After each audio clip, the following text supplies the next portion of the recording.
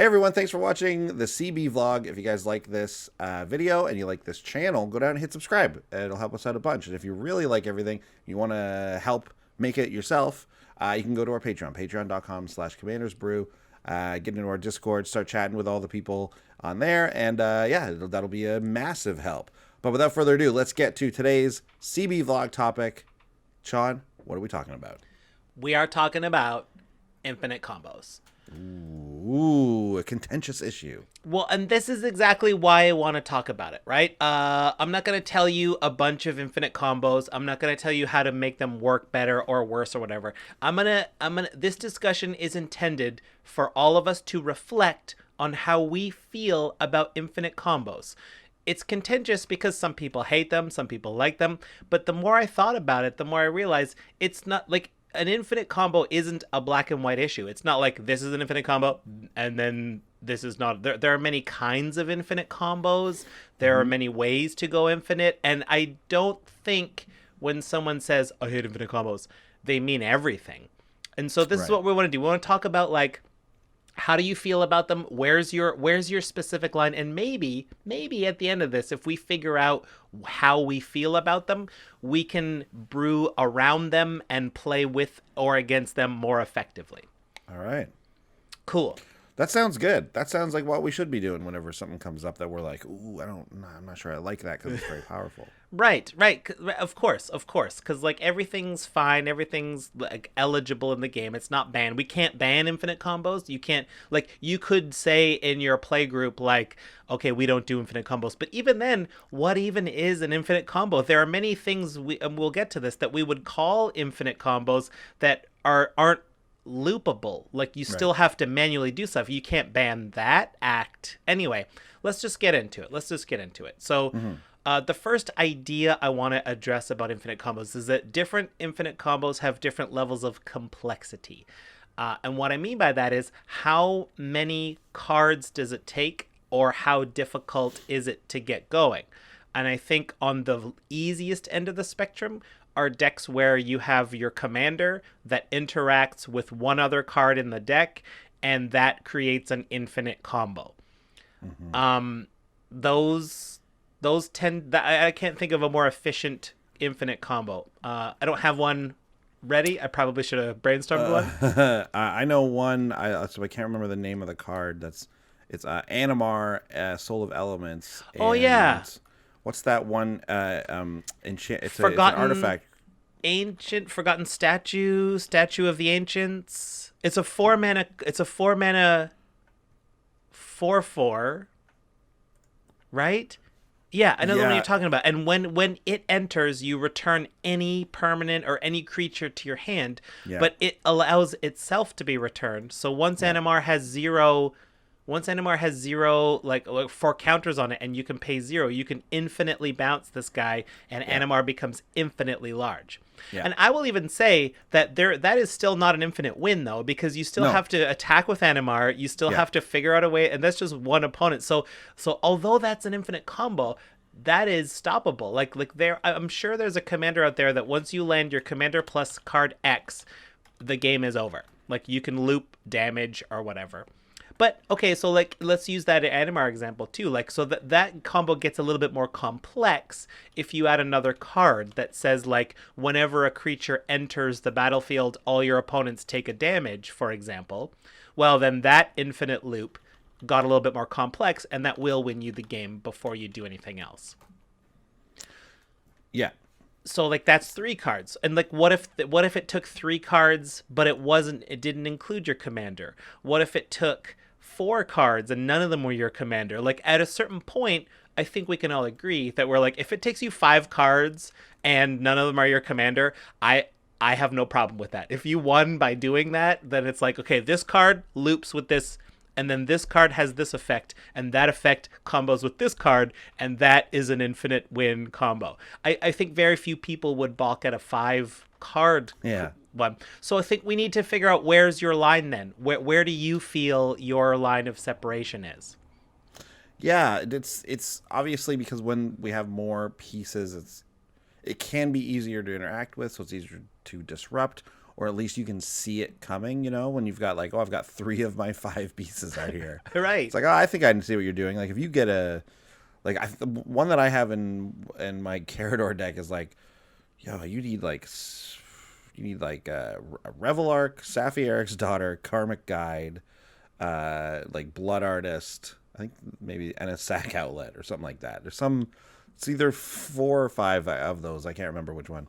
But if you have those, you just are gonna win the game. But if you see that I have Safi Eric's Daughter and like Revel Arc, you like right there, people are going to be sparked because they're going to know that, like, hey, I know if you get a Sack Outlet, like that's a dangerous combo. Like you can do some stuff with that. So those are definitely easier to interact with in that way because people can kind of see them coming. Whereas obviously the 2 card combo, the one with your commander, like all you need to do is play the spell, and if no one counters it, then a lot of times that's it. You just win or whatever. So I think what you've alluded to, like people can see it coming, kind of talks about the game doesn't end so suddenly. Like if it's a 5-card combo, we're all in this game, we're playing, and then you're edging it towards your combo, and we couldn't stop you, and you did it, and you won. But when it's a 2-card combo, we're all having this game, and I got my strategy, and all of a sudden you won out of nowhere, and I'm like, oh, that's kind of anticlimactic. That's why I think it feels bad. Yeah, I think that's why. Yeah, exactly. That is the feel bad. That is the out of nowhere. Like, wow, we didn't even really get to play. Right. Right. Like that is the thing where it feels like, well, what are we doing here then? If there's 4 or 5 of us sitting around this table, and it's going to take you 10 minutes to just win out of nowhere with no way for any of us to stop you unless we like happen to have, you know, one of our 3 counter spells or. Sure. You know, our one my under 3 mana kill spell, you know, that can do something. Like that's not what we're here for. We're here to play it. We're here to sit down and play a game. Mostly that's what people are into. Obviously there's differences, but yeah, there's no difference for me in an infinite combo that takes 3, 4, 5 cards than someone just trying to like build up their board state and swing for a huge attack with like an overrun or something. Like, yeah, that is kind of also a combo. It's a combination of cards that will help you win. Right. It's just that it doesn't, these like infinite combos don't necessarily involve attacking, although some of them do. Yeah, infinite combat steps. And I think also, so like, yeah, if I can't see it coming, that feels bad. But if I know that you have a combo deck, then I will know what's up. And so maybe we're talking about more competitive metas where everyone knows that this is your combo deck and here's how it wins. Here's my combo deck. Here's how it wins. And now we're all into this because like we know what game we're playing. So if we know what game we're playing from the start, i.e. a competitive going for some combo decks, that's fine. We all we're loving that. And now I'm going to have fun trying to stop you, trying to get mine going at the same time. That can be tons of fun. But again, the common theme is just communication, just making sure we're all on the same page here. Yeah, absolutely. Communication, letting everyone know what you're playing, what's going on, like where your level of, you know, deck building is at or whatever, what your level of competitiveness wants to be. In that way, we can all be at least close to each other and everyone can have the kind of fun they want to have. Yeah, and so then, I mean, maybe this isn't a new point, but I wanted to bring up the idea of redundancy. So like if your combo has 3 pieces, but each of those pieces is represented by 4 cards because they all have a similar effect, then the likelihood of you doing your combo actually becomes very easy.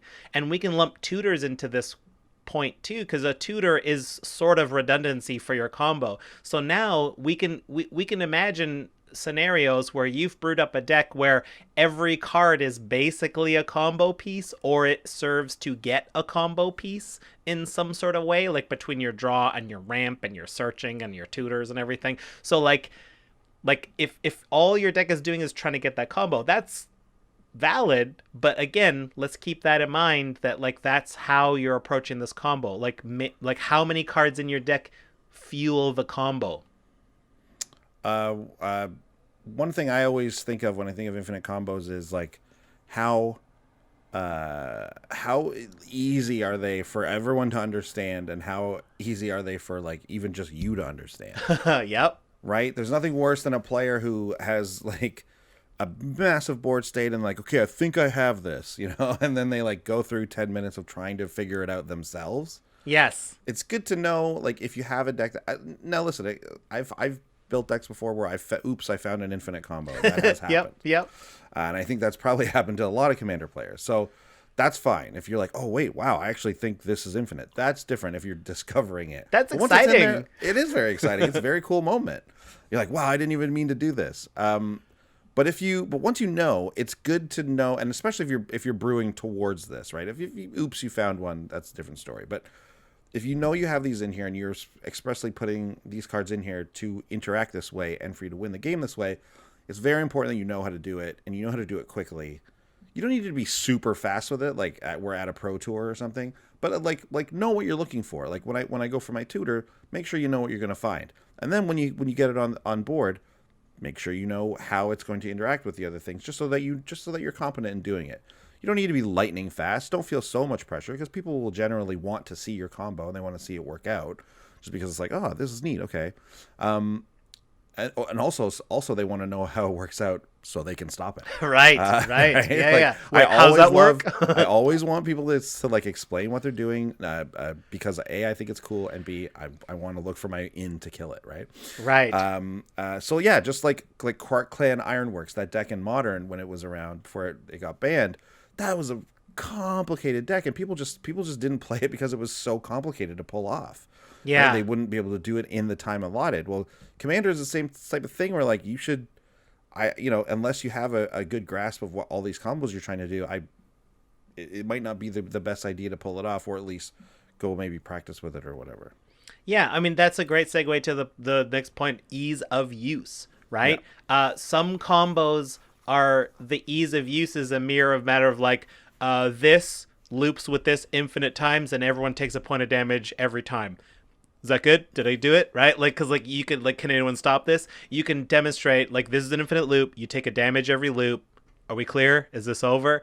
But then some infinite combos are like you said, like, it's like, there are those infinite combos that are like, here's where I'm going to put the not truly infinite combos, the 99% infinite combos, where you have to actually flip some cards, untap some things, do some things, and like where there is a slim chance that if your deck is stacked in the absolute wrong way, you just won't get all the pieces. I feel that Storm decks fall into this like 99% combo where they're like, okay, I'm doing my thing, I'm getting mana, I'm untapping, I'm casting spells, and then it's like, well, you might not get it. Like so those also, there's an interesting tension there, because that can be exciting to like watch and go through and be like, oh no, are we gonna die or are we gonna live? But at the same time, if you're like very clunky with it and you're like not familiar with it and you're taking way too long, your opponents might feel just like, okay, just do it already. Just like, are we dead? Are we not dead? Can we speed this up somehow? Yeah, and it's tough. Commander's complicated, and our decks can get very complicated, and board states can get very complicated. So I think people in general are pretty understanding if there's a lot going on and you're trying to figure it out. Especially if it's a new deck, people are going to be, I think pretty, like, tolerant of a person maybe taking an extra couple minutes just to try and get things right. But, if it's the 10th time you brought the deck to the table, you're still not sure what it's doing, Right. Maybe work on that. If you can, for sure, know it.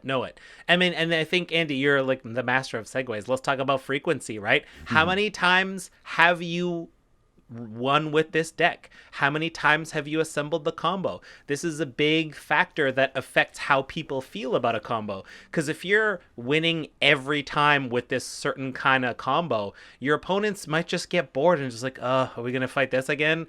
Like, how many times? And then for you, maybe it's not fun. Maybe once you've comboed with it, I know personally, that's why I don't run a ton of combo decks, because once I do them once, I'm just like, great, I did it, check mark, I feel great, but I have no desire to do it again.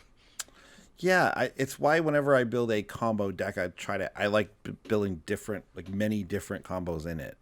Sure. As opposed to just the one, try to do this one thing. And like, that may be a very good competitive strategy, but it's just, like you said, you get tired of it. You win the same way. It's the same reason I kind of I've been thinking about building one again recently, but it's the same reason I'm kind of off of Voltron decks, because they just want to do the same thing every single game, right? They want to just play equipment or auras on your commander and try to attack to win, and that's it. Now I think we've done a pretty good job on the show when it comes to combo decks as well, of putting together things that don't feel like that there is some variance to it, and there's some different stuff you can do, and that way from game to game it can feel pretty different. So, if you're interested in that, look back on some of our episodes. But yeah, it can get a little stagnant, feel a little stale if you're just doing the same thing every single time. Just to demonstrate the power of this one combo or something. Well, and so then let's sum up by saying that, like, okay, so hopefully with all of this information, you're better equipped to figure out where you feel about combos, where your opinion of combos lie. And, through discussion, you can find where your table's opinions are as well. But also, maybe you like combo a little bit more than your play group. Well, you can take away some of the redundancy, take away some of the tutors, take away some of the extra pieces, and instead build in a backup plan, like a plan B, so that sometimes you'll actually do the plan B, and then sometimes when your combo hits, it will hit with less frequency, which we've kind of deduced that will be more friendly, and it won't be like a direct out of nowhere thing as much. So this should encompass you getting to do your combo from time to time, and your opponent's not feeling so bad about it, and your deck can still win if you can't get the combo together. Yeah, and if you're going for like raw power level and just wins, like obviously that's one of the ways. But if you're finding that it's hard to pull off in your meta because people are not feeling it, that variancing is a way to do things. But also just put in another one, put in a different one. A different one, yeah. Just switch it up from time to time. Sure. You'd be surprised. I think people, especially that actually might be a way to like steal a win here and there, because people are expecting you to do one thing, and then it's like, oh, we've seen this deck before, we know what it does. And it's like, oh, no, it doesn't. I just changed it. That can be fun too. Yeah, great. So let us know, we'd love to hear some feedback from you. How do you feel about combos? What's your favorite combo? And like, my favorite comment actually, if you want, is like, what's your weirdest combo, the one that takes the most pieces, the one that's just like the jankiest combo you got? Ooh, I'd love to hear about the jankiest combos people have. Yeah. Great. Yeah, how do you feel about infinite combos? That's the thing. Thanks for watching, everyone. Cool topic, Sean. We'll see everyone next time. Bye. Big thanks to all our patrons who make these episodes possible. Yeah, and if you want to check out more comedy videos, check out our Brews News playlist. Make sure you follow us on Twitch TV to see when we play live. If you want to chat with us, head over to Twitter. We're at Commanders Brew. And please hit subscribe to ding the bell and find out when we got new stuff coming out. See you next time. Bye.